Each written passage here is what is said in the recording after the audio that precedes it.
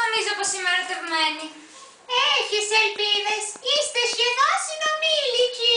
Με τον αστυνόμο. Με το Δία. Μα τόση ώρα μιλάμε και δεν σε έχω ρωτήσει ποια είσαι. Σαν άγγελος μοιάζεις. Το βρήκατε, κυρία Νατάσα μου.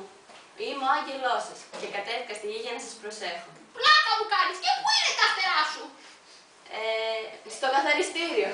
Ξέρετε, με έχουν καταχέσει αυτά τα περιστέρια με τις κουτσουδιάστες. Μαρίλα, εγώ είμαι η τουρτίτσα σου. Τι εννοείς αν έβαλα το κερασάκι στην τουρτίτσα σου? Ναι, γεια σας, πληροφορίες καταλογωτικής εκεί.